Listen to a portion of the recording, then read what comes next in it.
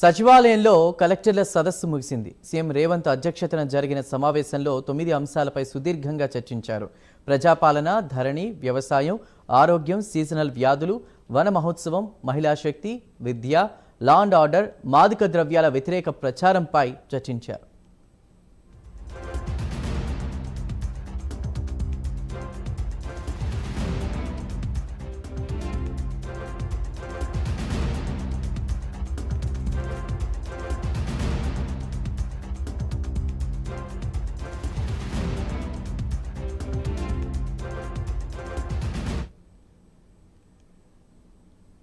బయటికి తెలంగాణ సచివాలయంలో కలెక్టర్ల సదస్సు ముగిసింది.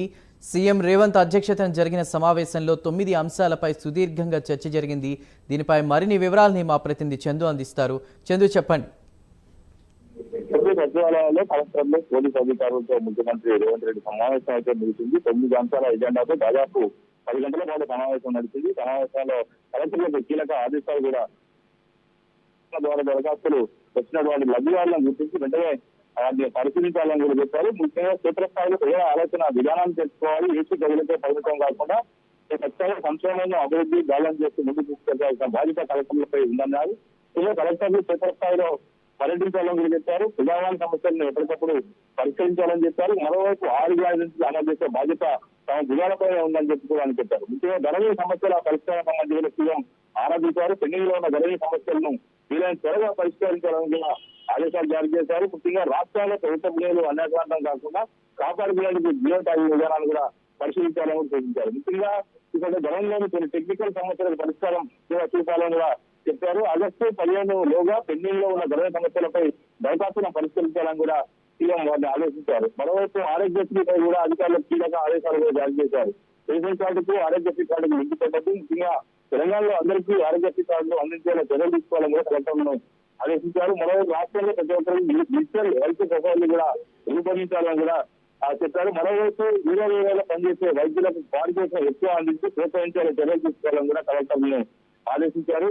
మరోవైపు అటవీ సంపద పెంచడంపై కూడా అధికారులకు పలు సూచనలు రేవంత్ రెడ్డి చేశారు. ముఖ్యంగా ఎన్టీఆర్ హయాంలో అమలు చేసినటువంటి చెట్టు పట్టా విధానాన్ని కూడా పరిశీలించాలని కూడా కలెక్టర్లకు చెప్పారు. ముఖ్యంగా ఇది పూర్తి బాధ్యత కూడా పర్యవేక్షణ రాజుగా అటవీ శాఖకు ఉండేలా చూడాలని కూడా సీఎం చెప్పారు. ముఖ్యంగా వికారాబాద్ అడవుల్లో ఎక్కువ టూరిజం అభివృద్ధి చేయాలని ఈ దగ్గర యాక్షన్ ప్లాన్ రూపొందించాలని కూడా అధికారులకు వెంటనే ఆదేశాలు జారీ చేశారు. మరోవైపు నకిలీ విత్తనాలు తయారు చేసే కంపెనీలపై కఠిన చర్యలు తీసుకోవాలని కూడా పోలీసులను సీఎం ఆదేశించారు. ముఖ్యంగా హైదరాబాద్ నగరంలో శాంతి పద్ధతులపై ప్రత్యేక దృష్టి సాధించాలి. ముఖ్యంగా మానవ అక్రమణ రవాణా నియంత్రణకు ఖచ్చితమైన చర్యలు తీసుకోవాలని కూడా వారిని కోరారు. మరోవైపు పోలీస్ స్టేషన్ లో ఉన్నటువంటి పీస్ కంపెనీలు మరోసారి పునరుద్ధరించాలి. బాధితుల పట్ల కూడా పెళ్లి పోలీసులు అయితే ఉండాలి. క్రిమినల్స్ కాదు అనేది పోలీసులు స్పష్టం చేశారు.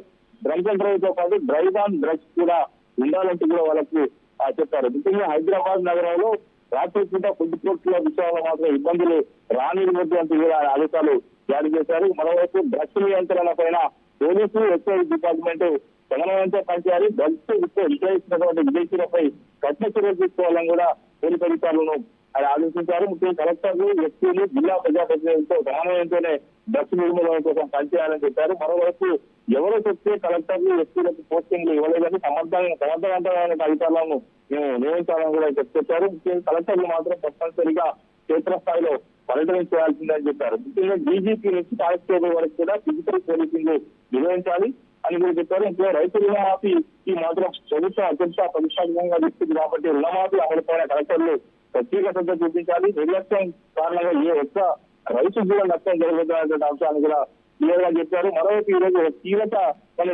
అంశాలకు మాత్రం క్లారిటీ రేవంత్ రెడ్డి ఇచ్చారు. ముఖ్యంగా రుణమాఫీకి రేషన్ కార్డు నిబంధనలపై అవసరం లేదు. దానికి సంబంధించి రైతులు ఎలాంటి ఇబ్బందులు పడాల్సిన అవసరం లేదు. పాస్బుక్ ఆధారంగానే కుటుంబానికి 2 లక్షల పంట రుణమాఫీ చేస్తామన్నటువంటి క్లారిటీని అయితే ఆయన ఇచ్చారు. ముఖ్యంగా మరొక అంశం 18 ఈ నెల 18 లక్షల రూపాయల వరకు రుణమాఫీ చేస్తామని చెప్పి రైతులకు సీఎం రేవంత్ రెడ్డి శుభవార్త చెప్పారు. 18 తారీఖు సాయంత్రంలోగా రైతు రుణ ఖాతాల్లో డబ్బులు జమ అవుతాయని కూడా తెలిపారు. అదే రోజు రైతు వేదికల్లో అటు ఎమ్మెల్యేలు, రైతులు, అదేవిధంగా ప్రాంతీయ ప్రజాప్రతినిధులంతా కూడా సంబరాలు నిర్వహించాలి.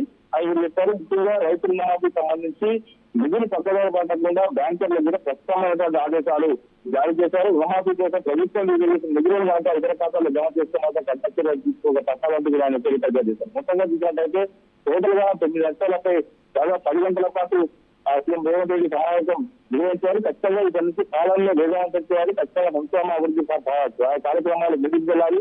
ప్రజల పీఠ ద్వారా అన్ని ప్రయోజనాలు చేకూరాలని కలెక్టర్లకు పోలీసు అధికారులకు ఆదేశాలు జారీ చేశారు. Right Chandu, thank you.